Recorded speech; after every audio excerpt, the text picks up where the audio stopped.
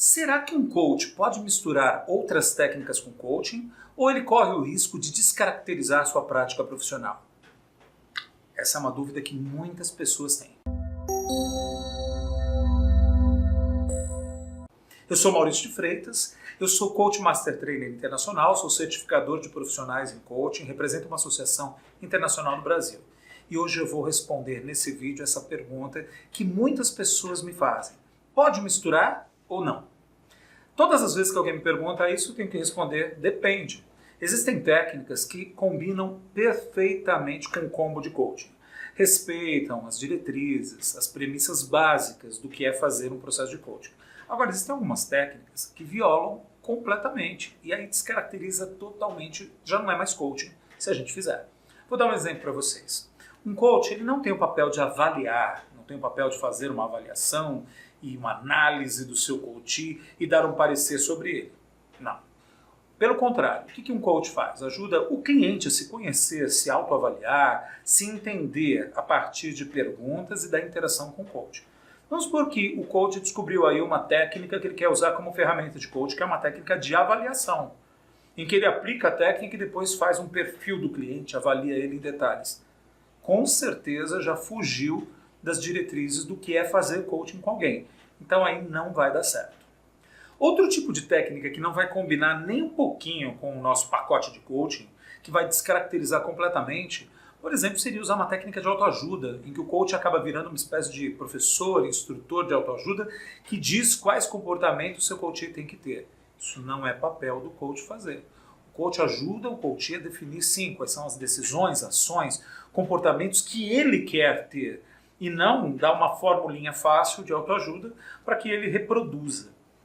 Outro tipo de técnica que não combina bem com coaching são técnicas que acabam colocando o coach em evidência, ao invés de colocar o coach em evidência.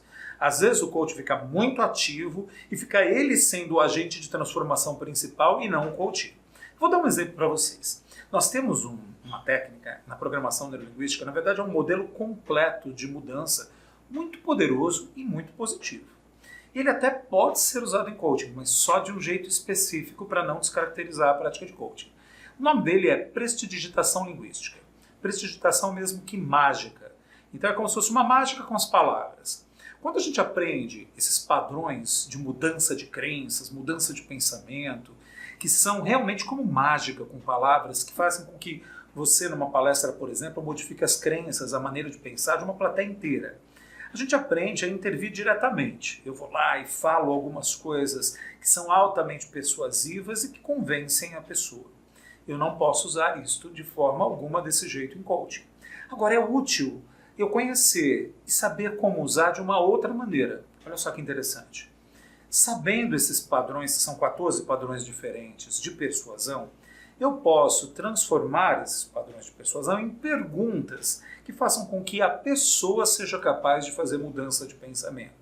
Então, ao invés de eu transformar o pensamento dela, eu faço perguntas que levam ela à reflexão e ela mesma tira novas conclusões. Então, eu peguei uma técnica que, a princípio, não combina muito com coaching, se for aplicada de maneira tradicional, e adaptei para as premissas e para a linguagem que a gente usa em coaching. Vou dar um exemplo para vocês.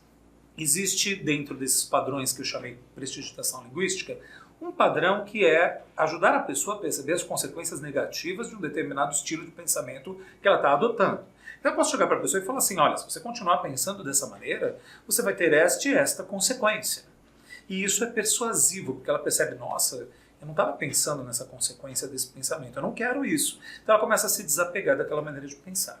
Em coaching nós não fazemos isso, mas nós podemos usar perguntas. Eu gostaria que você me dissesse quais são as consequências positivas de pensar assim, quais são as consequências negativas de pensar assim.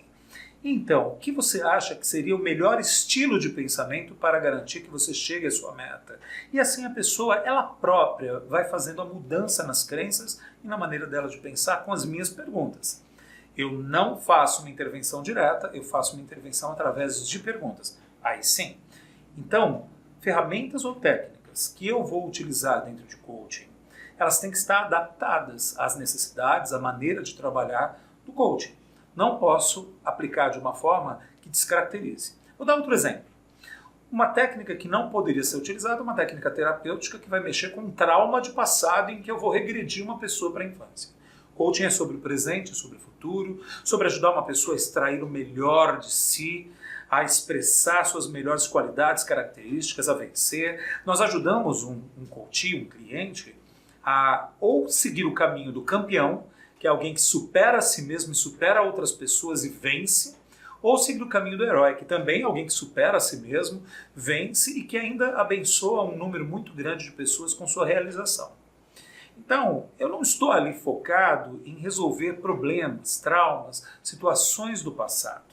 Isso é o trabalho de um terapeuta, é completamente diferente. Então, técnicas desse tipo não podem ser usadas em coaching, senão vai descaracterizar um trabalho de coaching.